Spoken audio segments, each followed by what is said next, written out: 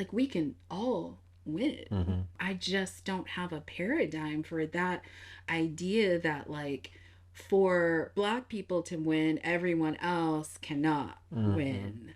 Or for everyone else to win, that black People people can't. cannot Right. win. Yeah. I don't believe that. Mm-hmm.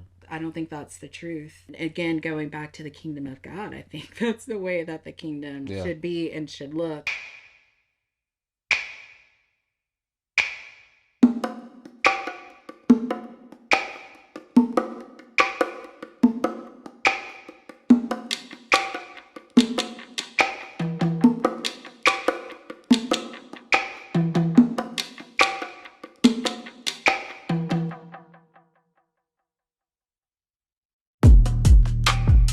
Welcome to the Good Culture Show, ladies and gentlemen. To the pundits, the poets, the prophets, the practitioners, the peers, the polymaths, we're excited to have you here because we get curious with creators, we get innovative with innovators. Yes, we do that. We get to pontificate with philosophers. My name is Sho Baraka, and I am here with my brother, as always, Jeremiah. What's good? What's Good good? to have you here.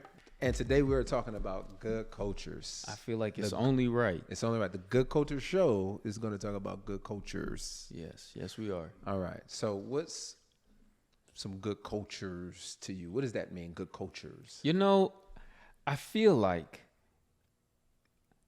when black people get to thinking about diversity, honestly, when America thinks about diversity, it just means black. It just means not white. And then all of a sudden, maybe in the past few years, they started throwing LGBTQ and stuff and in the same, that's diversity. But I know you're going to have some interesting conversations with all kinds of people from different cultural backgrounds. All over the place. I would have done more, but it's like, we got a budget and we got a limit of time. So unless they give, but we'll talk about that later. Yeah, y'all can give. You know what I'm saying? So, But so I'm excited for the conversations that we're about to have and just thinking about, once again, it's all about being more holistic in our approach to things, not just seeing things through our lens, but what we can learn from other people and how we can incorporate that. And so, we have a good game show. Yes, we That's do. going to test our knowledge of good cultures. Absolutely. And, not so much good cultures, but good black culture. Come on. So, hey, we're a little biased at our game shows with the questions, but it'll be all good. So, man, and here's the thing. One thing I do hate about diversity within, let me change that, not to diversity. One of the things that frustrates me about our conversations about culture within the black space is that we always talk about how we're not a monolith. Black people aren't a monolith. But the moment somebody does something that goes against the social sensibility of, I guess, of what's black, we take their black card. And I'm like, that doesn't make sense to me. Preaching, bro. Like, that's ridiculous. If we're not a monolith, then we got to accept the Issa Raes and we got to accept the Candace Owens. They're both black. I don't know about that, but I'm just saying. Nah, for real. That's the spectrum of blackness. Black Absolutely. people, especially in 2024, we are different. People grew up differently. But as people have reached different socioeconomic statuses, grew up in different parts of the country, there is no commonality of how black people are to think. You know what I mean? Yeah. When I went to Tuskegee, I realized for the first time in my life, I had met black people from Alaska. I met black people who were Gothic. I met black people who were atheists, openly, like I don't believe, and here's why. And I was like, I didn't know black people could not believe in God. Like, literally, but I was like, you're not gonna talk about it publicly, Right, you know what I'm saying? right. And that exposed me to a diversity of blackness. And ever since then, I've been like, you know what? It's interesting because then you can also see how people dress differently. And this was obviously before the internet was huge, no social media. And so that was the way of me actually learning cultural exchange. I grew up in California, so I grew up around Asians, grew up around Latinos. Didn't really grow up around a lot of Indians when I was young, but Samoans, Pacific Islanders, and although I was in proximity to them at that time, I didn't truly appreciate the cultures. I was more about appropriating. And look, here's the thing. Black people can appropriate culture as well. we get appropriated the most. White folks be, all types of people be stealing our culture and not giving us credit. Facts. But there's a difference between appropriating and appreciating. That's true. And I learned over years to appreciate. I started to actually build friendships with people from different races. And we're going to have to probably spend another episode on this topic of race, because I don't even really believe in the idea of race. Interesting. But it's a social construct. Hey, brother, you got to understand, brother, that it's a construct by the man. Understand. Understand. You know what I'm saying? It's a thing that the man, it's a mechanism, a tool the man is created to keep us as a... So, yeah, it's an interesting conversation. And it's interesting now, well, for me, I'm from Philly, but being in Atlanta is, in 2024 is where you'll get the entire spectrum of blackness, but then you'll also have so many internationals, first or second generation, and even between generations, you're going to see differences in, cultures. Yeah. And so Atlanta is like a hub of good cultures and seeing those cultures collide. And so it's a good conversation even for the local and abroad. Atlanta was the first place. It's hard, I don't know if you feel this. Well, you've not been in Atlanta for too long. Nah. But when I see racial discourse or racial conversations happening in the world, if you've lived in Atlanta, you realize like that conversation is different here because black people run so much stuff. And so when you talk about gentrification, when you talk about corruption in politics, now we can have the conversation on whether or not the system perpetuates people to do that. Right. But at the end of the day, black people are capable of making change. And we've seen gentrification and development going wrong in Atlanta. We've seen politics go wrong in Atlanta. Facts. And those all ran by black people. And so in some ways, they're not ready for that convo. The conversation, especially when it comes to great disparity, I think it's a greater discussion rather than imputing race in there. We need to talk about class. Yeah. And how do black people who got money hate on black people who don't got money? You know what I'm saying? Facts. But obviously the system throughout our head, we talk about the hate of identity politics, but this country was built on identity politics. Only white men can vote.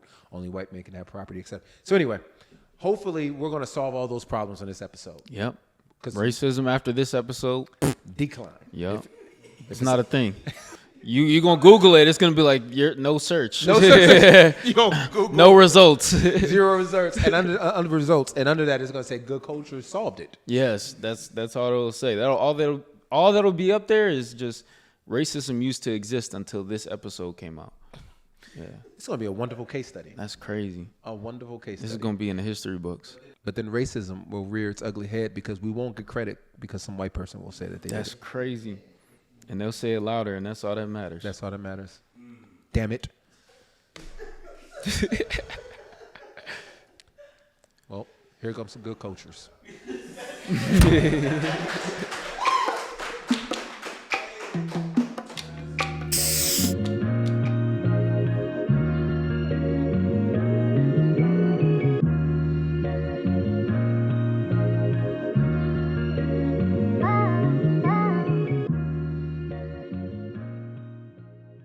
All right, so Alexis, tell me you grew up, man. Yeah, man. I grew up in Southern California. West Coast. Yep. Hey, all day. So I grew up there with my two parents and my brother. He's older than me. And so it was the four of us. My parents are from Mexico, so they came here. My mom grew up in Pomona, California, and my dad came here when he was 21. Predominantly black and Latinos in the schools I grew up in. Yeah. Every weekend, I remember going to my abuela's house, so my grandmother's house in Pomona, to see them, and literally, like, my cousins would be there. We'd all just be hanging out, and yeah, that was just the norm for me growing up in that home. So I grew up in the IE as well. The IE is a beautiful place, filled with diversity, different cultures, etc. You know, there are some great aspects of cultural exchange that happens there. However, there are some troubling aspects of it as well. At our school, pretty much every school I went to, high school, we'd often have race riots. Yeah. Did you guys ever have race riots? Oh, yeah. I was never, like, part of that. Yes, you were. Yes, you were. I promise. Mom, I was a part of it. But Now, the high school I went to, my brother first went there, and when it opened up, I think in the first year there were 4 or 5. Goodness gracious. And it's always, I mean, they not every Latino there is Mexican, but they Right. always just said black versus Mexicans. Yeah. And so yeah, I mean, I don't even know what would literally set them off. It's just that's just what they did, and Yeah. it's not that for me going to school. It's not that I didn't talk to any black students there. Yeah. Like, I had friends and stuff, but then when people just pop off, they just did what they were doing, and Some black kid probably said fried chicken was better than tacos and tamales, and he was like, "Where they say? You think that's real?" He's like, "Yeah, cuz I think." And then it just pow, pow, pow. But let's do this. We're forever creating a truce. Yeah. All right. Stop the nonsense. So, as far as growing up in a diverse context, like how did that help shape you, the highs and the lows? Were there any deep insecurities? you don't know anything outside of what you're doing, if that makes sense. Yeah. Like it just felt normal. I was thinking about this when we were going to talk is I don't know how you define what being Mexican enough is. And growing up eating carne asada, tacos, pozole, like these things were normal to me. And going to school, seeing people that at times looked different or similar to me, that felt normal. And so I think seeing that, like, I didn't know any different until probably later years in my life when, specifically when I got married, but even before that, like different friends hanging out with them, you see different ways they live, or even being part of the church, you might hear ways that people think differently. All of that, all of those questions or thoughts typically, and the comparisons are driven by insecurity. Someone who might say, I'm not Mexican enough, Right. is driven by an insecurity of them, or me wondering if I'm holding true to being Latino enough. I think comes from the insecurities of, for me personally, when I thought about it, is like, oh, I wonder what my family would think. What would my parents think? What would that matter to me think? Is it being able to cook the right amount of Mexican food or speaking enough Spanish? Where I know for myself, like my mom told me there was a point when my first language was Spanish growing up. But when I was about to go into kindergarten, she said she realized I didn't know how to speak English. And so she got scared. And so she like switched it up and I started speaking English. And my dad, like if you meet him, has a hard accent. His first language is Spanish. But I would just respond to him growing up in English, and he'd speak to me in Spanish all the time. But and of course I'd still speak Spanish in there, but my Spanish is not what some Latinos might say is enough or good enough. And so I think it's even that, but even when I first got married, right? Like I married a white woman. She's not a Latina, and so just even with that, like how am I viewed in that sense? Even thinking about this, I don't know if my kids will ever learn Spanish or like being able to converse in Spanish with people and carry that over to their children. Yeah. Maybe with my family, that is something that goes away. Or even some Latinos who are from Mexico and look at American Latinos and Yeah. are like, oh, well, y'all are different because of this and that, or you don't hold it down for our people, whether it's Right. your own pride or like Right. you take pride enough, or and no one's ever told me this, but I look at me and be all like, hey man, like why did you marry even outside of your race? Right. No, absolutely. So- Yeah. Or even again, growing up, like I didn't grow up. Sometimes I feel embarrassed if I were to show some of my pictures growing up. I think I chameleoned a lot. Like I wanted to be like people that I wanted them to like me. And there was in middle school, I'm wearing the Pro Club and the Air Forces, and so the Levi's, and then all of a sudden switched to rockabilly where I'm doing a pompadour with my hair, and I get different haircuts and like just different stuff that just changed up. That either did it look Latino or Mexican enough or did not, right? Is it Mexican enough to be, right, a vato or whatever? But I didn't grow up that way. I was too afraid of my mother. Yeah. She would have Yeah. beat me up, like, Yeah. more than anyone else. Right. But realizing that it's not the things that you do, but it's recognizing, I think for myself, the beauty of life, culture, and just even family that was infused into me. That is the marker of where I come from and who I am, and that is enough. So where does faith play a role in helping you work through not whatever insecurities, but also illuminating the beauty of not only your culture, but maybe other cultures? Right. I think about like even in scripture when deacons needed to be established was because there were Jews who were passing over Gentile women in the feeding of them. That is a ethnic tension that's taking place. I can imagine in that time, like they're like, oh, you speak like me, know like me, grew up like me. I'm going to serve you first. Yeah. And so I think seeing when I look at what Scripture and who God is, and in my ethnicity, there's good and there's bad, right? Like if I believe Genesis 3 in the fall, the curse affected man, it affects every part of me. Absolutely. And so it even affects the way that I view my ethnicity at times. And there's things from my ethnic and cultural and upbringing that were not good that could be markers of being what it is to be Mexican or Latino. Yeah.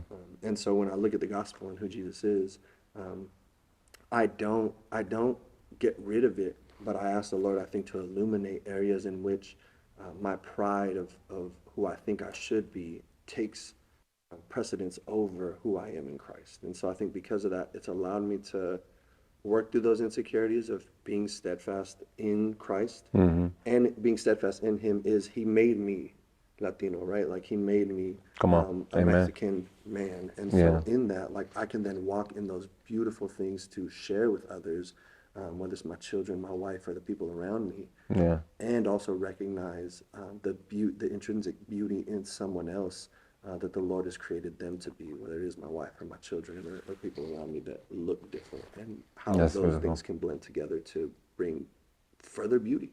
That's a beautiful answer. So you talked about your wife. You married a white woman, but not only did you marry a white woman, you adopted El Negros.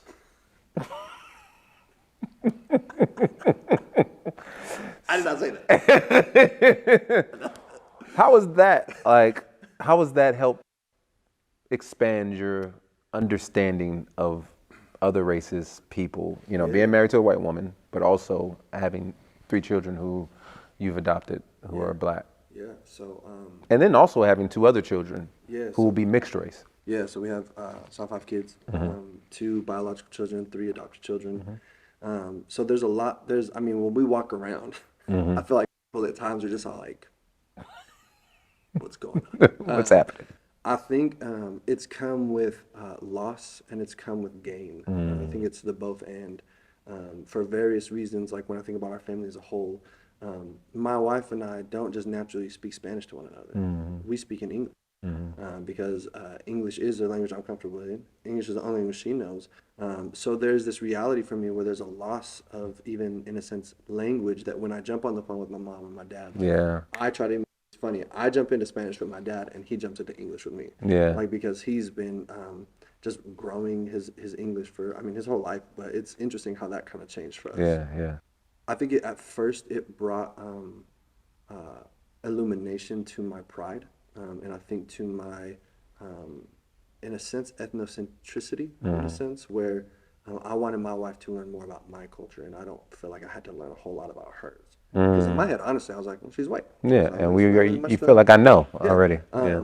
But even for her, like her has a rich history where her Oma is from Holland. And she survived World War II and came over to America and just has so much Dutch rich heritage that I think even learning what are areas of my life that I actually believe are better than hers, where we learn from one another, where one thing that I've learned from my wife is just how teachable she is, where she just jumps straight into like, I do want to learn. I want to like, she does like say Spanish phrases every now and then. And even for our kids, like the things that we want to reinforce for them to speak, whether it's phrases or things to speak Spanish.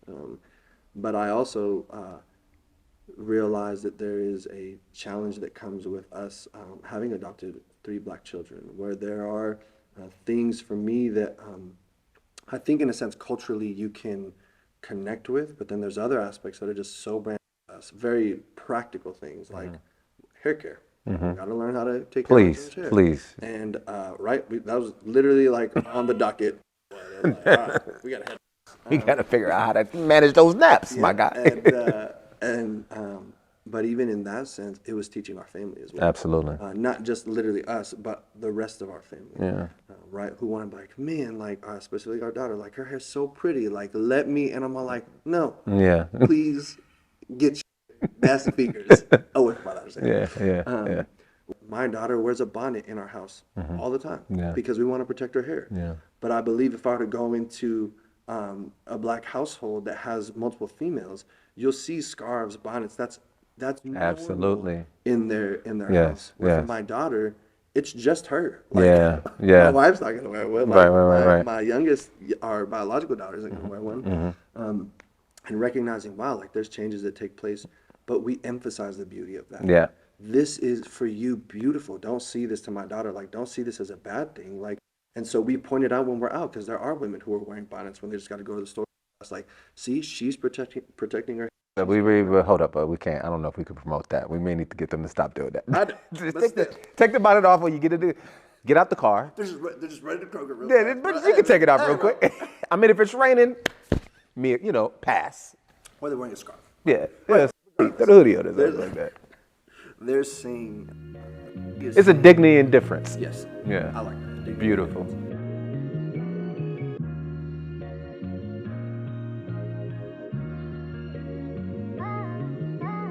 Tell us about growing up. Like, who are you growing up? What was your experience Yeah, integrating with, moving in between different cultures? yeah. So I grew up a military brat, which I never understood why I said brat. It wasn't very anything brat-like about growing up in the military. Yeah. So that was probably the first, like, and the most, I would say, like, formative experience I had in different cultures. Obviously, as a kid, you don't know. That's all you know. Right? Yeah. Just living it was Air Force. It had just as many, although, many cultures as you could imagine. A lot of it was black, white, and you had Korean, Filipino, like that was probably the most common. Yeah. But that exposed me a lot to one, and you had to learn how to like connect, right? Yeah. Right? Figure stuff out when you're moving around a lot. Yeah. So all the normal, anytime you move, right, all this the new stuff like new school, new friends. Thankfully, in the sports, a lot of that was like that was the equalizer. Yeah. I feel like like growing up in a military family, always being around other cultures, like I think that was a not knowing at the time. You knew you had to figure out how to make friends, Yeah. how to connect. And was that easy for you though? Like, was it difficult? Was it easy for you? What did you notice about connecting, especially with people of different races? I felt like at an early age, God really did, I don't know, so like bless me or wire me with a desire to want to understand people that weren't like me, and so I think that was like just like a natural wiring, and I do feel like sports was like an equalizer. So, but you also learn like it helped me. One, I probably have a broader appreciation for things like music and the arts, I would say just life in general. One, because I had a natural curiosity, I wanted to know. And then a lot of times, if sports wasn't a thing, and my neighbor, whoever was in like our little community, didn't want to play sports or couldn't play sports, you had to figure out something. And Yeah. so, like, Did you easily kind of like hang with people of different races? Was it difficult? when it got difficult for me, usually two reasons. It was over sports or girls, right? Okay. So I like a girl Right. that likes this. Then it's like, oh, nice. Now I got a name to call you. And so, how often did you date outside of your race, if you will? I never did. Oh, you I can't. liked outside of my race. Got you. I did that. Now you're talking, because there was only like 5 black guys in my high school. Yeah. If I would have started dating one of my, I only you have take it? 5 options. And you're taking my one option? Like, Yeah, you take put in it. some words there. The brothers would be like, "Look, man, we need something, brother. Y'all taking everything." You can't take my place in basketball and my girl. Oh, you got skills like that? Yeah, so. He said, "Okay." So, What does being white mean to you, and like in existing within a majority white context, especially at one point in time living amongst a diverse context? here's one thing. White people just don't talk about being white. Right, absolutely, Like, right. that's one yeah. thing. Yeah. Yeah. It's like, what was it like going to the store for you today?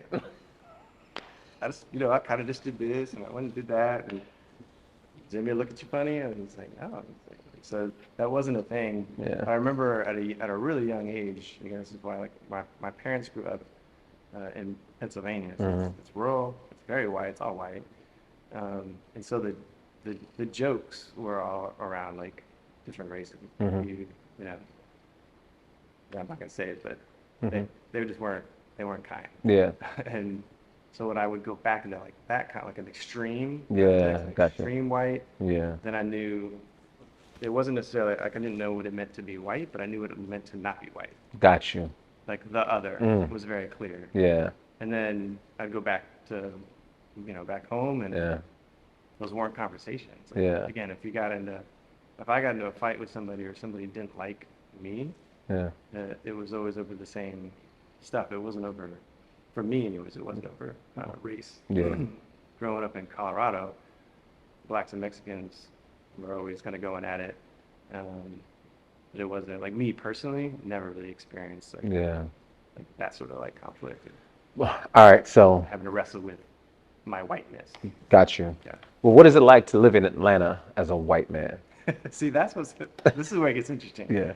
Because I never even realized that could be anything other than white till I Yeah. came to Atlanta. Okay. And then just like people, complete strangers would walk up to Adrian, touch her hair, and say like, what are you? Here in Atlanta? Yeah, in Atlanta. What? It was bizarre. Like it was so. Did Adrian go off? Because I'm pretty sure she did. Well, she was always kind of like, like, who are you? And it was That's the great. Malaysian thing. Yes, right. Like that was because for Adrian as well. Like she had never been around so many black people Yeah, either. So like that was a new conversation for Yeah. her, just like the prevalence of it. Yeah. But it still catches me off guard. Yeah. For somebody to ask like, what are you? I'm like, no, man. Like, what are you really? For real. No, but your parent. Where are your parents from? Yeah. It's like, All right, I'm gonna pull out a map. yeah. Point to the place. I'm pretty sure, like I know our family tree goes straight up. There's not a whole lot of branches, but I'm sure most of them are all white. Yeah. And anyway, there's not a whole lot of question about that. But coming here, it was strange, but also comforting at the same time. Like you realize it's the first thing people are seeing. Like anywhere else I go, they may be thinking it, but they're not saying it. Yeah. Here, like it was an open conversation, Yeah. and it naturally just kind of bubbled up. Sometimes in fun, but sometimes in more serious context. And then that was just kind of like by me. But I also realized context mattered. Yeah. If I'm just by myself, nobody's asking me that question. Yeah. He's probably white.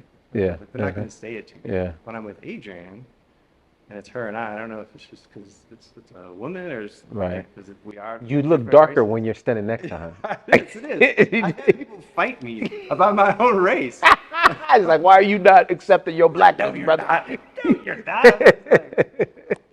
Like, okay. Like, I'm not gonna get in an argument about this. Exactly. Yeah, like total strangers that'll get in an argument about Yeah. it. You can't be. And it's like, well, sorry. So you mentioned your wife. You are married to a black Chinese woman. All right. So what has that taught you about not only race relations? What has it taught you about yourself and the world? I know the first thing I think of is when I met her, I just thought she was beautiful. But all the like the implicate because I didn't know like she's mixed, but I didn't know like mixed with what. Like, Right, I didn't right. know, didn't really honestly care. Again, my being white or her, being black or Asian, like, it wasn't almost until we were like I would say like halfway through the relationship, I started to think like, what are the family implications? What are the who's gonna say what or how am I gonna? Honestly, I didn't in the moment like care. I was just falling in love with somebody who I Yeah. truly adored. And I don't want to say like because she was mixed and she had the upbringing she did, plus her own heart, like her ability to reinterpret who I was or like feel like have a lens to see my life in a way that I think somebody who was white, I don't think couldn't see that, wouldn't share that, wouldn't reflect that, wouldn't wrestle, with me in the same way with some of those things. Is there something within white culture that you can say, yeah, I can see amongst white Americans this particular identity discrimination, if you will. I don't hear it so much now, but I know like growing up, like there was definitely the danger of you becoming not white enough. Like if again, it's like hip hop culture, right? It's like Got you. in sports, what you wore or Yeah. how you talked or whatever. Like Yeah. I was never like mocked for it, but like I was told like, hey, you play like a black guy, you play like you're black. Yeah. Like, what does that mean? Yeah. Is that a good? Is that a compliment? I was told by another black guy, so I was assuming that was a Yeah. compliment. So I remember listening to like an excerpt either from Larry Bird or about Larry Bird. And anytime there wasn't a black person guarding him, he felt offended. He felt like, oh, okay. Y'all gonna put the only white guy on the team on me? Yeah. Yeah. I'm putting up for you on you right now. Did you ever feel like that kind of tension? Okay, they don't think I'm good enough. Yeah. And so I'm gonna have to show them. Yeah. Yeah. Yeah. Yeah. Yeah. Absolutely. Now you know what it feels to be black. Yeah. There's always a sense of like it's gonna. I was wondering when they were gonna like. Oh, how long was it gonna take? When that switch, it was like, all right, Was it the crossover? Was it the fact that you thought you were just gonna get an easy jumper? yeah. I put it in the stands. Was it that? Was it? Brian, I got to play ball with you one day. Yeah. I didn't. Man, I'm almost 50. You're not playing. Well, no, it was still. I could see something. I could dunk. You used to be able to dunk? I could dunk. Yeah. I know. Are you sure you don't have any black? See, now it's a jump thing. Yeah. Have a little. What hope do you have for our nation, for our world, especially maybe even more specifically for the church? Yeah, that's where I think being married, I realized when you talk about being reconciled just in general, that's what it makes me think of. But you can't have reconciliation without forgiveness. Come on. My hope is that as we learn to appreciate the models and the frameworks that are needed, I want people who are not like me to learn, to excel, to success, to flourish. And you need all of that. You need people to think through ways to consider what's the best way to do that. But that's approach, that's process, that's technique, and that matters. But like the power of reconciliation is in the gospel, and being able to know, live out like the day to day, put your hand in the dirt, learn how to love one another. That my hope for the church is that there's sufficient self-examination of our own hearts, the ways that I run away from some some conversations about race are okay, others aren't.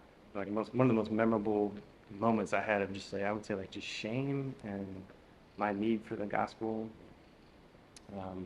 was being in a coffee shop and having a guy that used to come in and out of the coffee shop all the time, didn't have a home, didn't have anything, and so you just saw the misery, right, that you knew this man lived every day.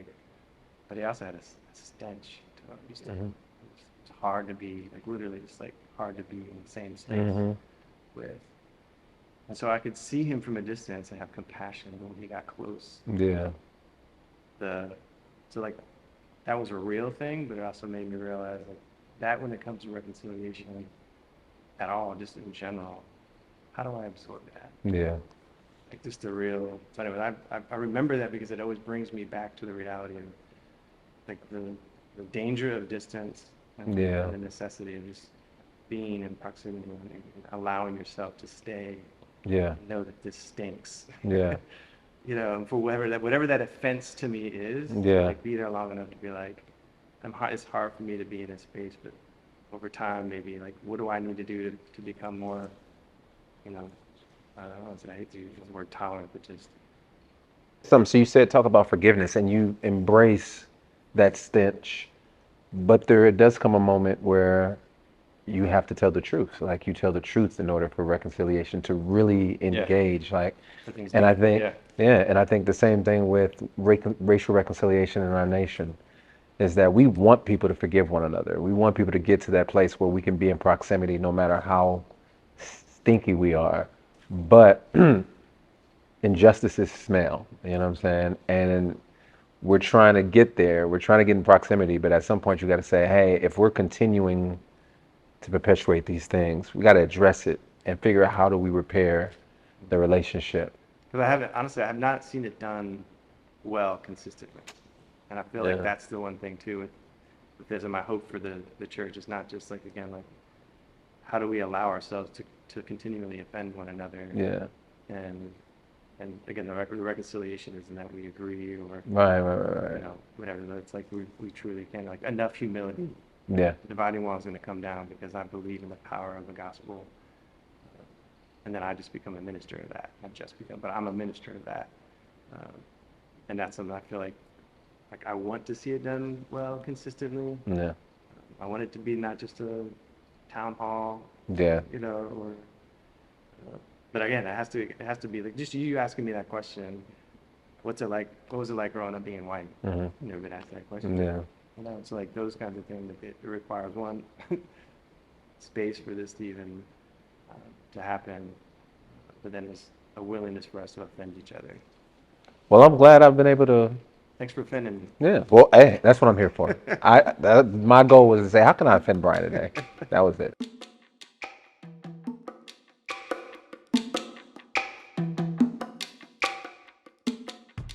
Good Culture Game Show. All right, ladies and gentlemen, we're about to get into one of my favorite parts of this show, and that's the Good Culture Game Show. All right, y'all excited? Let's do it.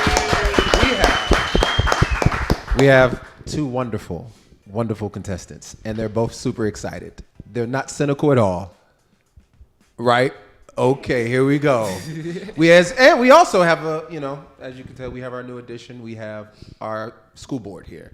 So we will tally the points on the board. And first we have Angelica. Angelica, would you like to say a word? Hello, everyone. That's a couple words. My name is Angelica. I'm happy to be on the show. All right. Excellent. Then we have Dash, or better known as Destiny, to some. Not to me. I think it's the other way around. Hey. She's Destiny, better known as Dash. Better known as Dash. I'm just ready to play the game. Let's get this game going. Let's get it started. All right. I'm excited. That's the energy. All right. So since today's episode is about good relationships or good race and reconciliation and all those good things, we thought that some of these questions might be appropriate. Just understanding culture, having a good hermeneutic of culture, okay?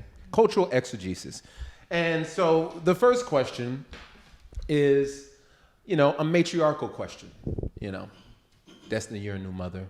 So one day you will probably say this to your child, okay? And since you are the mother, I'll allow you to go first, okay?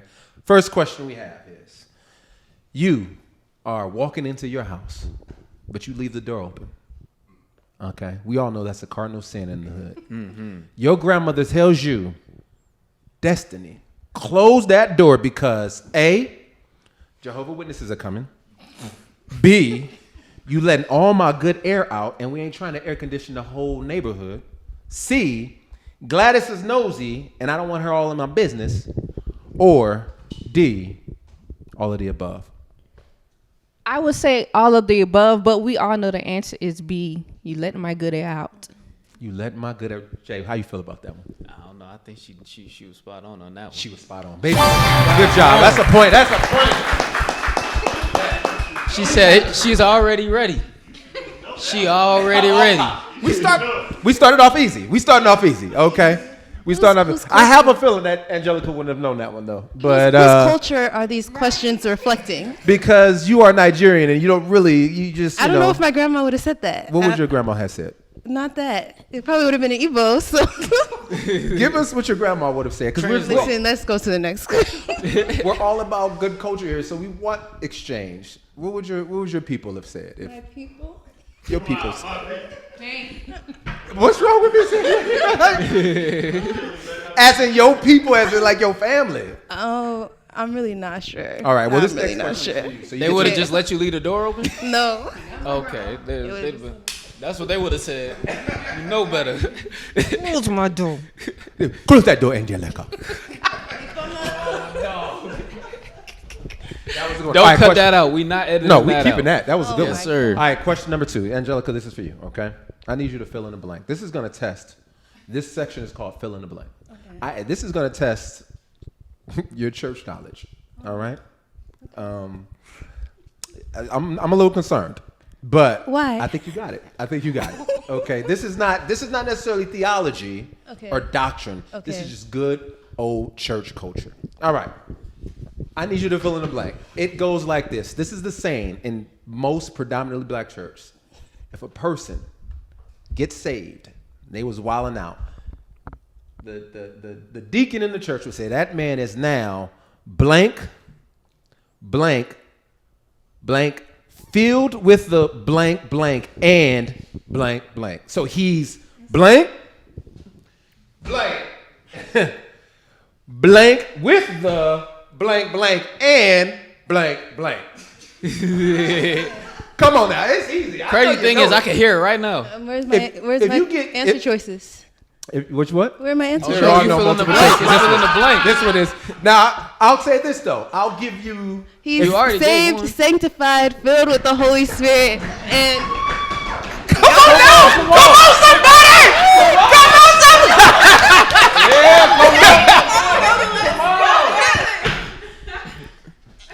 He's born again. I don't know the he's saved, sanctified, filled with the Holy Spirit. We just did it two Sundays ago. and Yeah. water, but it's a water bag. and water. Water baptized. So Water we go. baptized. Come on, Oh. man. you know what? Just because I didn't think he was gonna get it, I'm gonna give you a point. Oh, thank you. She started off real strong. Clap it up, man. She started off. I think the problem is people usually start clapping by the time you got to the last two words. I never really That's heard true. that. You never really But hear you what they were- say. I never You really just heard be that. like, Yeah. I'd be like, he's saved. I was waiting for my answer choices Okay. for those last two words. I knew I didn't know. These next few questions, there are not multiple choices. Okay. So Dash, similar for you. We're gonna have to fill in the blank. You Dash, I know you better get this, or you better not come to Citigroup. All right, here we go. That's crazy. The next one is first giving blank to God, who is the blank of my life. I like to say I'm glad to be in the blank of the Lord one more time, cause He brought me a blank, long blank. Okay. I can hear this. I know half of it, so I'm gonna try. Come on. Just give it. Just start flowing. It's going. Yeah, hit you. just let the Spirit lead you. Let the Spirit lead you. Let them use it. Let them use it. Let him use you, Okay. baby. First, giving thanks or praise. You already stuck Okay, I don't know that word. Who is the head of my life? I like to say I'm glad to be in the number. Okay. I'm gonna take that mic. I'm gonna take that mic. Dash. I'm glad to be in the house of the Lord. Hold on. Oh, she trying to steal a point. Still a point, Angelica. We gonna let Angelica steal a point. Come on, Angelica. Start from the top. Start from the top. Start from the top. I can only still have Start from the top. point. Start from the top. Yeah. Start from the top. I know from here. I don't know Okay, that. see, you know what? Start from the top. Let them use it. Let them use it. First, giving. This is what my church would say. Okay. First, giving thanks to God, who is the author of my life. I'd like to say I'm glad all good. to be It's all good. in the house of the Lord one more time because He has brought me from a very long way. See, it's too, your church. I don't know what churches y'all They go went to. to them real calm churches. Them real. Y'all went Pastor in. got up They there and he always was said like, God is "How's it the going, author and people?" finisher of my life. He didn't get up there like, oh, the Lord is good. He got up there like, Honor to God. First of all, y'all. That's not even what you put. Come on, bro. It sounds like Hold up. It sounds like a lot of churches say. It sounds like a lot of churches say different things. I put glory, but it's all good. Glory. I still feel like glory is a better answer than the ones y'all gave. So first, right here. giving honor to God. It is honor. First, giving honor to God, who is the head of my life. Okay. No. You just making it up as you go. I feel like this was a bad. Yeah, this. I put Lord. Who's the Lord? Head. I said head. That's crazy. That is not what. That's not what it's supposed to say. It is head. Yeah. Who's the head of my life? Who's the head of my life? My bad. That was. Say that. That's crazy. We not editing this out either, ladies. I'm sorry. That's what she said. So He we both tried get to a play point. y'all. We both get a point. That is my bad. I know to say You gonna rectify the situation? That was my bad. Well, even though, but here's the thing. Without even looking, I was saying it. But yes, it is a typo here. But I will rectify it, and I will give both of you guys a half a point. Okay. All right. That was my bad. Let's see. If All right, so now we're going back to Angelica. Angelica, here's a fill in the blank number 3. Okay. Let me make sure this is right. Yes. All right. He is the lily of the valley and a bright and morning star. Come on. All right. Good job. Come on. All right. So this last question is not a fill in the blank. This is a multiple choice. So there is an opportunity for you to tie this thing up, or this is an L for you, Dash. And I know you ran track, and you're not a loser. You don't like losing. So let's tie this thing up, okay? Which one of these? The question is, which one of these sayings does not have a racist origin? Which one of these sayings does not have a racist origin? A, eeny, meeny, miny, mo. B, whitewashing. C, peanut gallery. Or D, gypped, or to be gypped. Is it A, eeny, meeny, miny, mo? Racist. Is it B, whitewashing? Is it C, peanut gallery? Or is it D, gypped? Why are you so confident that eeny, meeny, miny, mo is racist? Tell us the... When I was young, Mic up. when I was young, they used to be like, any, mini, miny, mo, catch a N-word. by his toe. Yep. And that's There you like, go. why you want to catch me on my toe? So, That's That is the true. problem. They tried That to was change the- it to that was the tiger or problematic yeah, part. like, different, Why but the toe? yes. So we've eliminated one. yes. So is it B, C, or D? Okay, so I'm a little confused about the last 3. I don't want to say it's B because whitewashing. What is whitewashing? First of all, like, I don't know what that is. Okay. So I want to say it's C. And You then locking that in? And then you looked at D. Then I looked at D. It was like, I don't even like when I hear somebody saying getting gypped. Like, dang, you got gypped. You got finessed. So I'm gonna go with C. Yeah, that's that Atlanta in you. I feel you. Actually, I'm from South Carolina, so Okay, well, you've been in Atlanta a little for a while. so All right, we I'm, don't need to I'm answer going real C. quick. I'm going C. You going with C? I'm going C. I'm locking it in. You What you believe think that, about that? You believe that peanut gallery is the correct answer, that it did not have a racist origin. It did. So I'm gonna go with D because anybody can get finessed. Anybody can get gypped. Yes, gypped. Gypped. Gypped. Gypped. I'm going with D. If I lose, I lose. Well, unfortunately, Dash, you have lost because it's not the correct answer. The correct answer is actually whitewashing. Yes, whitewashing is. Oh, that's crazy. It's just a Bro way. did not It's, put the it's answer. the use of cleaning something. You would wash a wall. That kind of sounds racist. Sounds Why is racist. white can't clean? be blackwashing? It does not have a racist origin. Now it's racist today If to you think whitewash something, but it doesn't have a racist origin. Now peanut gallery. But if you think about linguistics and why would they use whitewashing as something clean? because Let's you're get just trying into to it. paint a wall white. Let's get You're into just trying it. to make a white. You know what? We ain't gonna sit here and do this. Why is white the standard of clean? All right, you know, ladies and They gentlemen, just turned this to the soapbox. Angelica, you won. And you will receive a T-shirt, a Good Culture T-shirt. I'm not sure which one we have in your size, but you can go back there and you can pick. Oh, you want one of Jeremiah? Show the people the good. She's gonna get one of our. Now that is in One of celebration these of our bad boys. culture day and our race relations. That's an image of Ethiopian nativity scene. So you get a Ethiopian nativity scene Good Culture shirt. Blessings. Thank you. Bless y'all. Thank you.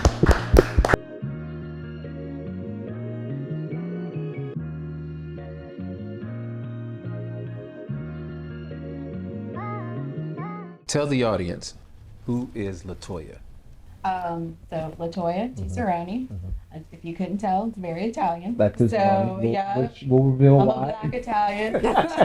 No, I'm married into it.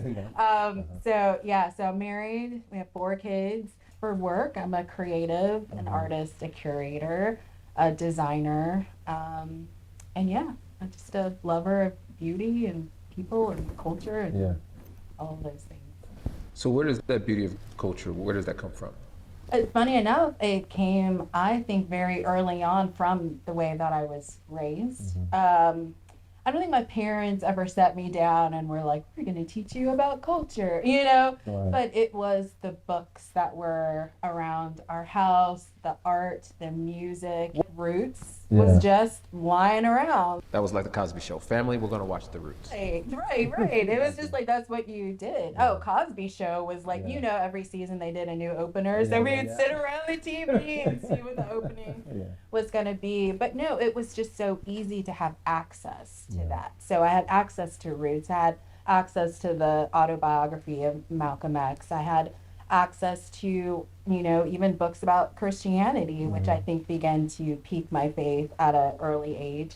I remember going through my parents' records and finding classical music there and being able, and opera, and being able to put that on the stereo and just listen to it.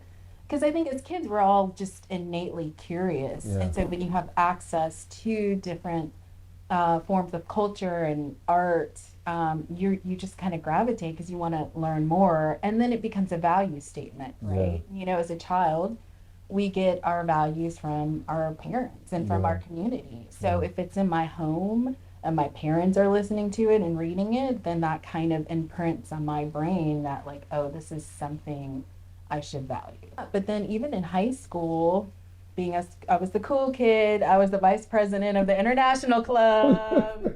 Yes. And then became the president. No, I was the treasurer and then became the president. So even, again, at a young age, just really valuing culture and diversity and how do we be inclusive. So you grew up in Atlanta? Partially. Southern California. Yeah, Southern California. With your high school. Yeah. I can imagine that, you talked about being vice president, treasurer, international club. That may have put some stigmas on the type of black person you were. Oh, yeah. I would come to school with my Kurt Cobain shirt with his birth date and his death date on it, But all of that, it's so interesting, came from this place of wanting to prove something. I think I enjoyed being black enough to prove that we're not a monolith. All right. Right? Yeah, absolutely. I never wanted to be put in some kind of box that because I'm black, I have to dance like this, or I have to listen like that, or I have to, do these things. Yeah. So, if you don't know this about me already, I'm kind of, I like being a disruptor. I like challenging the way that people think. I'm like a classic 8 on the Enneagram, which is the challenger. And so I think it came not from a place of wanting to not be black, but to say that blackness does not have to be this one thing. Because I still listen to hip hop. I still listen to rap and but I just never wanted to be limited because somebody else was telling me, whether they were black, white, or whatever, that this is how you have to be. So how did you fall in love with a white man? The weird thing is I feel like I was attracted to a white guy. Again, I think, this is such an interesting conversation because it's really making me think back. And I think it still kind of goes back to that wanting to blow up expectations, because by going to college in a predominantly white college, getting involved in a predominantly white ministry, it felt like every black guy somebody came across, they were just like, oh, you should date him. You guys would get along great. I was just like, wow, And so maybe, again, that rebellious part of me was like, you expect me to marry a black guy because I'm black, and that's it. And I wonder if also that was part of And then I think I'm gonna tell your husband that this marriage is just protest. you agree with that. You agree, like that totally makes sense. That tracks on brand. So let me ask you this question, and you could probably pull from your theological acumen.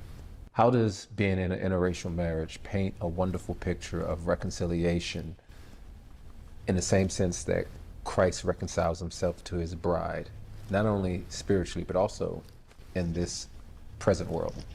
That's a great question. And I think there's a lot of layers to it. I mean, obviously, God made all of man and therefore values all of us like equally.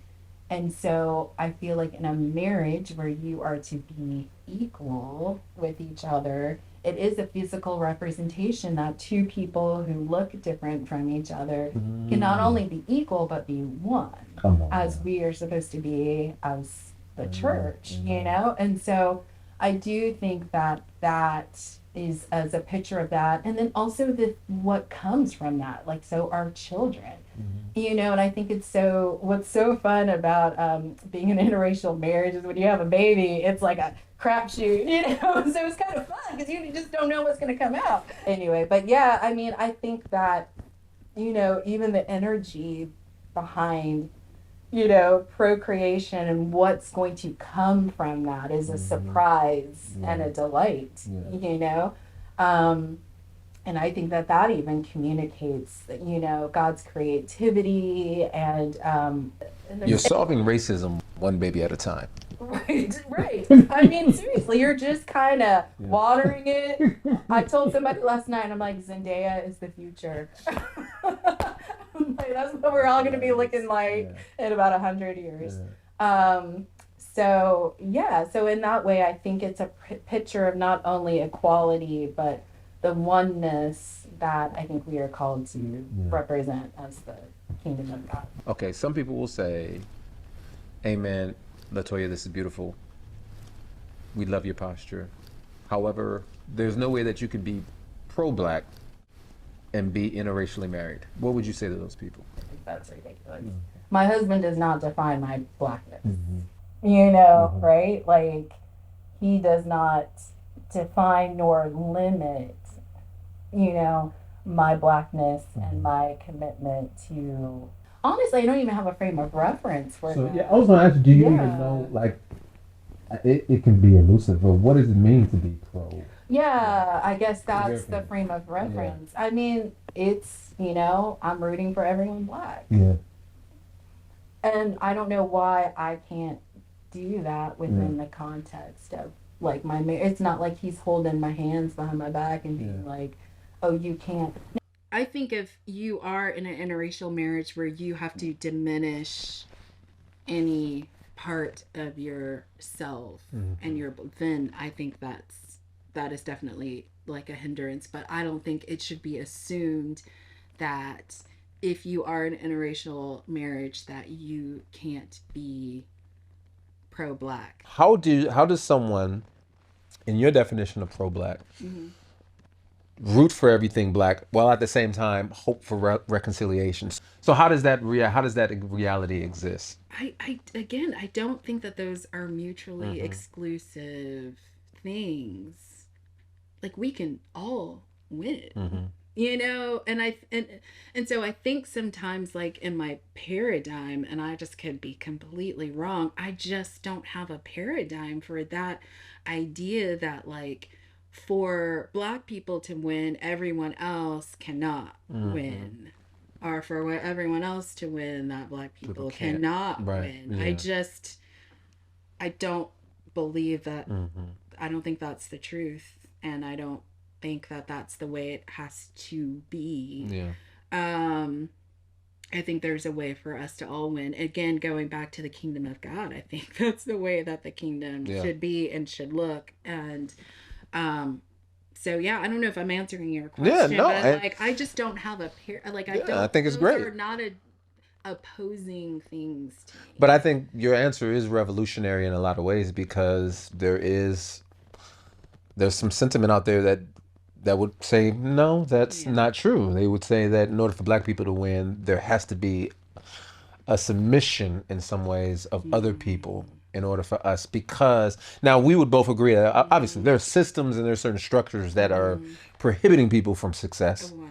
And if they are prohibiting and there's a particular group of people who are benefiting from that, then in some ways, yes, there has to be a power structure, exactly restructuring. But that doesn't mean that they have to not win. And in some senses, to lose may be a good thing, because it constructs how we see ourselves in the image of God properly. Oh, 100%. Lastly, what is your hope? For, I guess you can say, race relationships within this country, other than the fact that you keep procreating with your wonderful husband and are there hopes? There's no more solving racism from here. No. So what is your hope for race reconciliation or race relationships in this country? Oh man, I mean, my hope is that we can begin to have open and honest communication with each other, but that there would be a restructuring of power.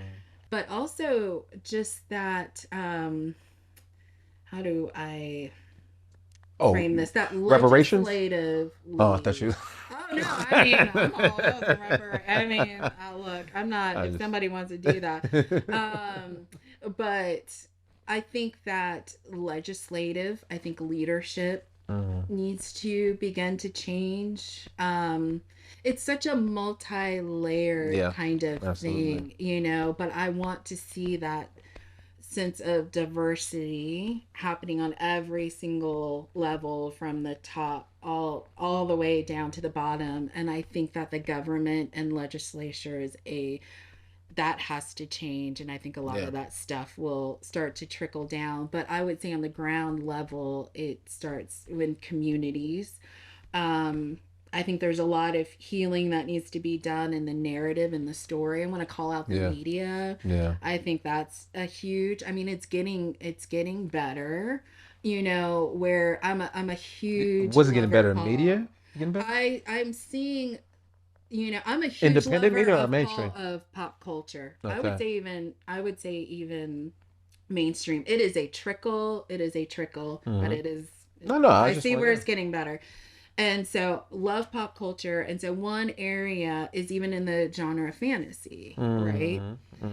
So you go from Lord of the Rings, that was what was that? 2000 like 20 years ago, where the whole entire cast is just like all white, and then the bad guys are all in black.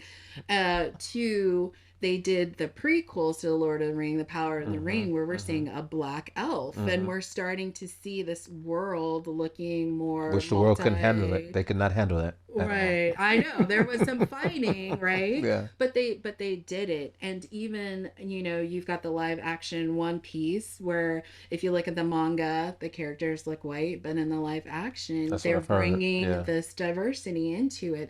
So I think the narratives need to change. I think it was Bryan Stevenson I just heard. He's like, the South won the Civil War in some ways because they won the narrative. They won the ideological battle. Right. Yes.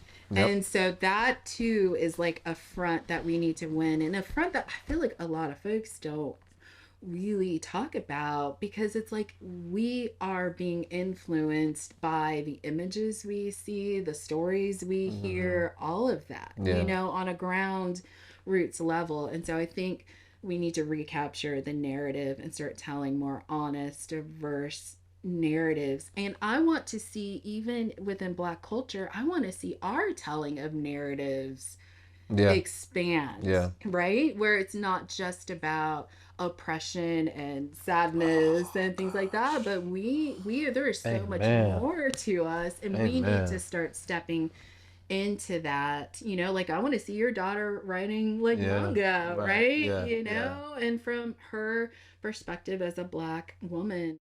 One serious question, one kind of light-hearted question. Serious question. Do you say nigga? No. Could you imagine me saying that? You never, my husband, growing up, you never used the word nigga? No. in a rap song, maybe. In a rap song? Right, but no. So I just can't bring myself. You just can't. It just does it make you? It does. I just don't. I feel like maybe that's where the talking too white also comes out. Just give me one right now for camera. I can't. Just go ahead. Just one good one. Just like, nigga, please. I can't show. It's going on the internet. It does not sit well with me. That is beautiful. I have a lot of family members who refuse to say it as well, which is I'll find it here because this is part of my everyday lexicon. I think it's hilarious, but it ain't coming. I hear you. Has your husband ever said it? I was gonna say, nigga, please. There we go. We got us one. Her husband is bloodshot red behind the camera. It's hilarious. Yeah, he knows better. One love to Andrew. He's my guy.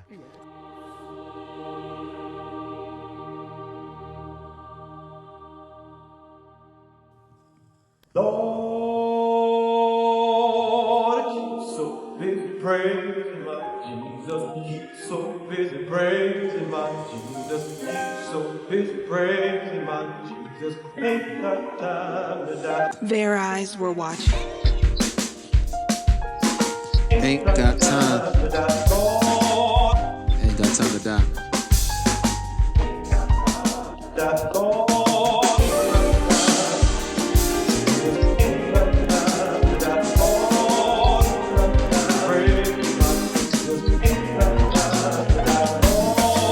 Hello, America, please stop with the eulogies. I wrote my own narrative, you don't know what to do with me. I was once broken, now I'm a working collage. I'm the thief on the cross, I'm still working with God. My savior walked on water, my ancestor can fly. My skin, it doesn't crack, my art travels through time. Jesus slept in the grave, but he rose feeling fine, cuz wake up! I'm Palace Roman, I'm Moses in most of my moments. It's hard to find yourself in the land of your opponents. Your brothers might trip you, so keep your feet stable. Avoid walking with Cain, everybody ain't able. I catalog my losses, but I'm walking in victory. I see what you love by where you're placing your energy. What's your identity, apart from white supremacy? Do you love yourself or do you just envy your enemy? Let me suggest I am far from oppressed. I am nobody's inferior. Joy is in my interior. Liberation is spirit love. I see life in the mirror, cuz their eyes were watching. Seek for ourselves. Seek for ourselves. Seek for ourselves. Yeah, the clock is ticking, but I don't listen. Seek for ourselves. When you live in the valley, every hill looks steep. When you scared to walk on water, everything looks deep. I've been broken to pieces, but I still got peace. I got 99 problems and one lost sheep. It takes some dark hours for cowards to feel empowered. My clock was at Tuskegee, your block probably was Howard. Your eyes on the times, you woke ready to speak up. But with so many issues, you excited trying to keep up. I put my knees and I prayed to the Jesus of Norway. I said, I'm all yours, please, Lord, have your way. He said the Jesus of Sudan would better understand, but my man looks so poor, he couldn't pay for my sins. But he looks like my kin, I grin, I'm black as heaven. I'm made in God's image, nobody can change my settings. Hey man, got off my knees and put an end to my search. It's easy to sell your soul when you don't know what it's worth.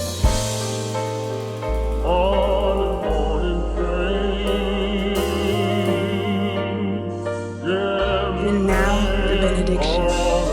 You can dance in your depression, you're rich in a recession. You belong here, your name is on the guest list. I've been feeling restless, me and God been wrestling. We turning pain into blessings, learning life from the lessons. I have a few answers, but a whole lot of questions. What's life in the chaos? I'm taking suggestions.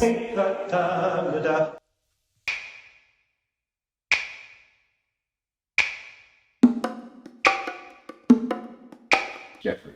Yes. Tell us about yourself. Who's Jeffrey Kim? How did you grow up? Yeah. You know, I would say your typical second generation Korean American kid. My father was a pastor, and you know, we had some humble upbringings, but I feel like, you know, I've been blessed in my life to have made a lot of changes and be impacted by a lot of positive people, and now have 5 children and live in Atlanta. All right. So where did you grow up? I grew up in Seattle. Was it difficult for you to connect with other people from different races, or even what was it like growing up Korean around other Koreans? Like, do you speak the language? I do. Okay. Yeah. So my parents always kind of, forced me to speak Korean in the household because they knew that, English was going to come naturally. Yeah.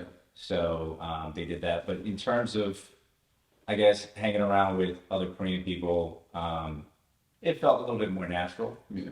But then at the same time, just trying to find out like my identity as this Korean American person. So I think there were some struggles.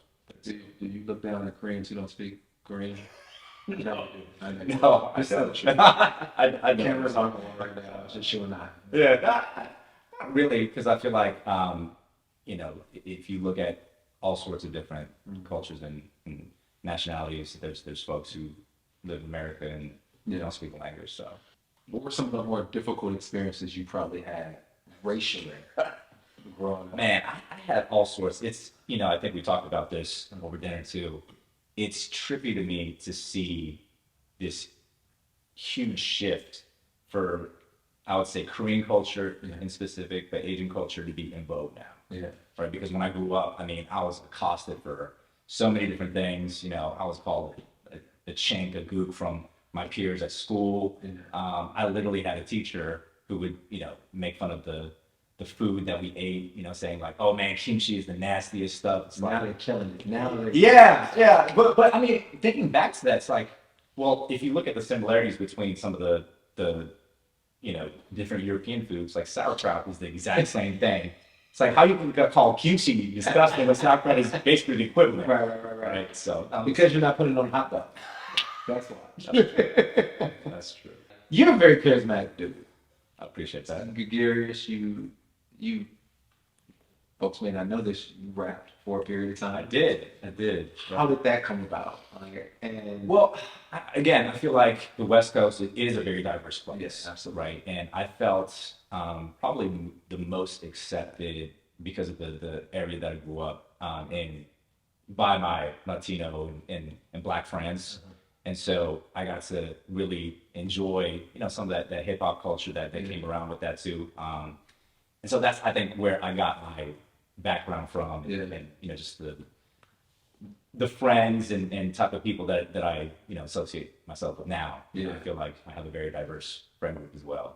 So you were influenced by Latino, Blacks, you're Korean. Yeah. How'd you marry a white woman? Funny story. Again, I think I was a little knucklehead when I was growing up, right? And so I got into a lot of trouble. And the last ditch effort my parents made to try to, redeem me was to send me to this Christian school in Hawaii. The program called YOM, which is Youth with a Mission. Yeah. All right. So, for me, it's like this ultimatum of being kicked out or going to this Christian school to be reformed. But it's in Hawaii. It's like, why not? Why not? This is a punishment. Yes, absolutely. This is the punishment. Yeah. And when I went to that school and got into this program, she was one of the ones that kind of, I don't know, I had that bad boy image or whatever that I guess she enjoyed. So, one thing led to another, and here we are, 18 years later, still together. So, first of all, congratulations on that. The fact that two people can stay together that long is already impressive. But having to overcome those obstacles of cultural differences, not only just from within, but outside. So, were there a lot of outside influences that were like, "Don't do it"? Oh yeah.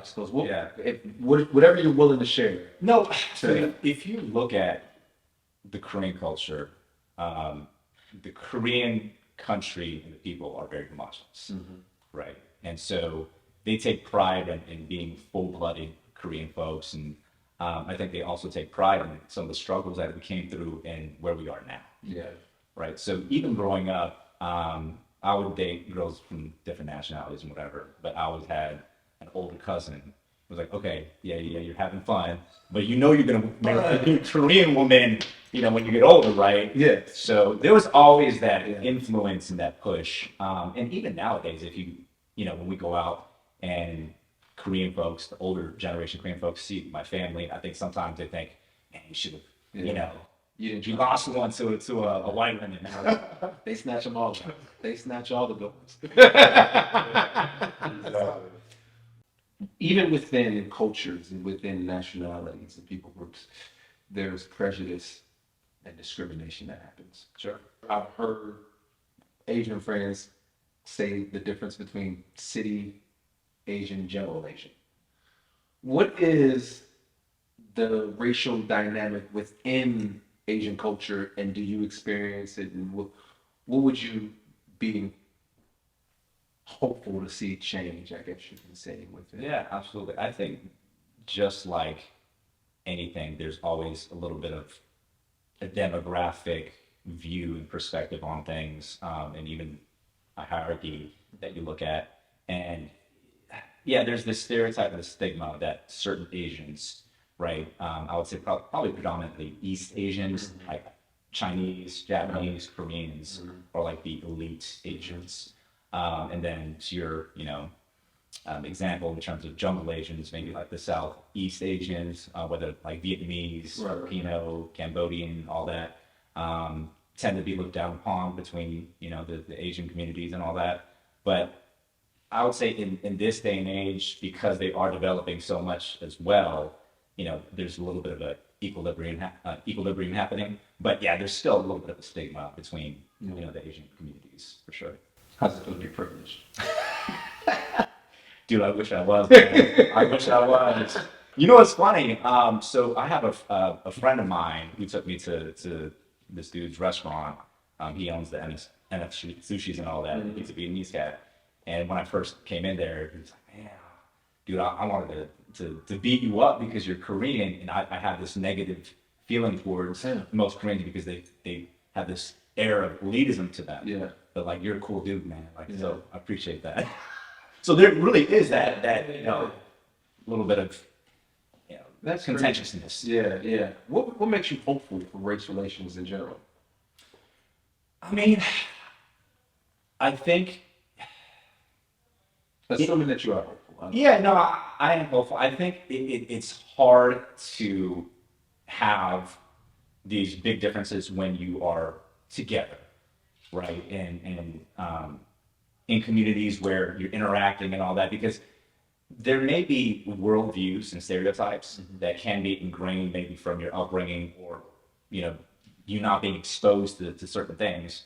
But when you are in this intersection of these communities, it's really hard to, I feel like, have those same prejudices or feelings when your neighbors, your friends, your colleagues, and your community is so diverse. Yeah. Right. So I am very hopeful that, we can break those barriers as long as, again, we focus on accepting community and all the beautiful colors that they are. Yeah.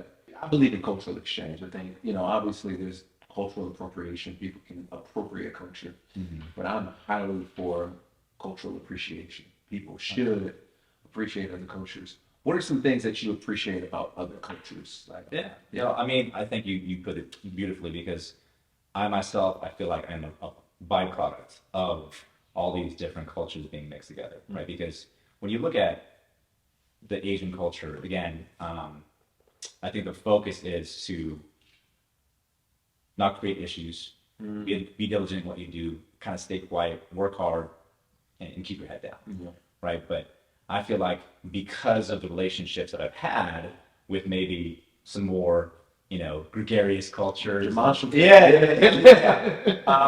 Black people. It's created, this confidence in me to have a louder voice, to just go up to whoever and have conversations. Because again, with the Asian culture, it's more akin to just being quiet, being reserved, being stoic, and all that. So I think it is super important to, get out there and meet different people of different backgrounds as well. So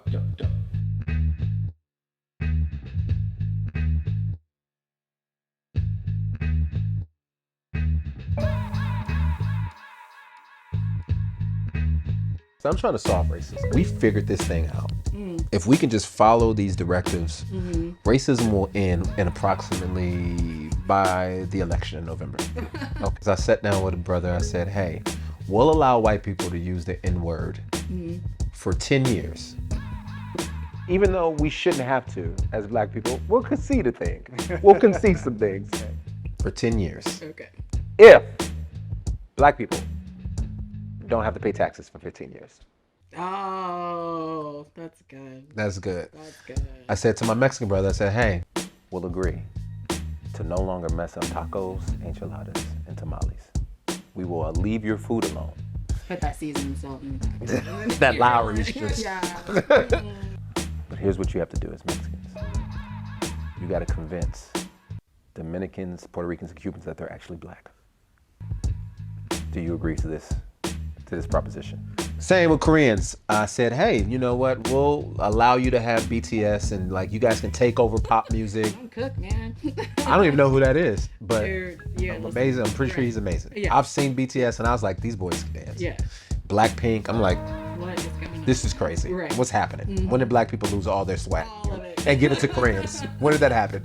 The French dudes, black French. Yeah, it's just two dudes. Yeah, those two twins. Yeah, that's twins. There's about 100. We got two twins with the picture heart. They're not even American. Get them out of here. I don't know. But we'll let you have it. But we need our liquor stores and our beauty supply stores back in our community. Like we need to own those things. I'll do it. Ladies and gentlemen, my boy JK. When you ask them if they're black, they be like, no, I'm not black. Be like, you are blacker than me. So come on. I see it. I see it. Until you opened your mouth, I thought you was from Compton. Okay. I think we can change the world. One rap song at a time. One rap song at a time. Thank you, man. Appreciate it. I was thinking about like black women and black. Uh-oh, here we go. Let's go. Oh, but all I know is if y'all just gave up white women, then maybe. That's interesting. So that's interesting because my wife, and I'm gonna put her on blast real quick. Yeah. Anytime my wife sees a black man with a white woman, she has a fit. Right. Let me change that. She used to have a fit. She used to have a huge fit. However, when she sees a black woman with a white man, she's like, go get it, sister. Do your thing. Get that white man. I'm like, wait, what? Right. I'm like, in what world does this make sense? That black men can't marry white women, but black... Does it really not make sense to me? How do you reconcile, like... I think it comes from a different place. You know this. I kind of empathize, but I'm also like... It's the trophy. It is like, I want what the world thinks is beautiful, and I think it can be dismissive to black women. It is a power play. It is an image. I think that's changing, though. I think that's changing. I think it's changing, and I say this with all respect. The ideal vixen today, right? The ideal music video woman is a woman who's voluptuous, a woman who has some sort of complexion to her, and most likely some thick lips. Right. And for the most part, I mean, but that's a again, black what are the Kardashians? They're appropriating everything about that. Right. So, They're like, we're taking it all. Yeah. I'm open to the thought that it could be changing, but I think that is a lot of just the tension is that it has been I hear more of a power play. So anyway, I just want to say thank you. Yes, it's been a pleasure. It's been a privilege. Bro, that was a lot. That's a lot of good stuff. That was a lot of good information. Good conversations. Good conversations. Yeah. Good cultures. Good cultures. What are you hopeful for? When it comes to race relations in this country? I am hopeful that we can come together sometime and finally decide whether Ghanaian or Nigerian jollof is better. I think that's crucial. That's crucial. That's pivotal. We got to figure that out. The weight of race relations on this globe, is in the balance. Oh my goodness. We got to figure that out. We got to figure that out. We're going to do a special. That's step one of solving this epidemic. We're going to have a separate episode, like We a got standalone special episode. Yeah. Where we just take some people to the restaurant and just taste test. Try them both. Blind taste test. Blind test. Let them vote. Yeah. I've yet to have Ghanaian jollof rice. I've had Ghanaian. Nigerian. And quick story. I went out to Nigeria. They were like, how spicy do you love your food? As you know, I love spicy food. I was like, spicy. as spicy as possible. I ain't no punk. Where I ate that jollof rice. And the first bite, I was like, I've made a bad decision. This is a terrible decision. But you can't be no punk. Yes. You got to finish the plate. All right? And it wasn't like no baby plate. This is a serious plate. This was a man's plate. And so I'm trying to like social. I'm over social now. Because I'm trying to stall. I do not want to. Like, yeah, so anyway, what made you? What was that thing you was, yeah. I forgot all about that till just now. Bro, that next morning, I was talking to the Lord in a way that I think I was speaking in tongues. I don't know if I've ever spoken tongues for real. And your toilet was too, wasn't it? Yeah, the toilet was speaking. The bloop, bloop, bloop, bloop, bloop was speaking. Was that inappropriate? I don't know. I just want y'all to feel my pain. I wanted y'all to feel my pain. That's crazy. Anyway, so we're going to solve it through jollof rice. Yes. Okay. What else? But just in general, hearing different people's experiences, you know. Yeah, we got you. When I was growing up, I was in Philly. We had lived in Texas, but I was a really young kid. So I was formed in Philly, Northeast. I did not think anybody thought differently than how I thought about life until I moved and got outside of it.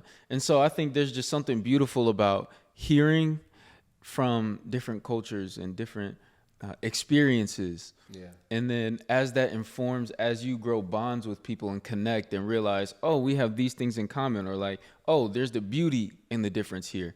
And we think about how Christ brings redemption to all those things and brings unity. Yeah. There's really hope. That's dope. If this was a game show, I would have said incorrect. I would say the only correct answer is reparations, my friend. So that's my hope. That's crazy. That's my hope for healing in this country, ladies and gentlemen. Reparations. And you can give your form of reparations through going to myboulevard.co. Yes. /give. Okay. But we're only taking big time donations. Or reparations, should I say. Yes. We're only taking big time. You're not donating. We're not, you owe us. You owe it. No, but for real, you can definitely give. But not only do we want you to give, because this helps this engine to run. And we have a wonderful team of people behind the cameras. Give it up for the team of people. Come on. We try to provide snacks for our audience. Yes. And yes. you know, we try to make this a wonderful, full, comprehensive, immersive engagement. So you can give, but you can also follow us on social media. You can follow us on Instagram. Yep, we made one of those. Show. You know what I'm saying? And we're on TikTok. We are on TikTok. Trent, what are we on TikTok? Good Culture Show. Should be easy enough to remember. Yeah, Good Culture Show. We don't have a Facebook yet, but you can follow me, Sho Baraka, on Facebook. There we go. There we go. My Boulevard. You know what I'm saying? I know I'm an old head. I still got Facebook. I still do Facebook. Hey, I get good engagement on Facebook though. Hey, look, you know that's what I'm saying. So they still be on there. Yeah. So what else? Hey man, comment, subscribe, share. Make sure you spread this information and stay locked in, tuned in for the next one. You know what I'm saying? Hey, be joyous, do good.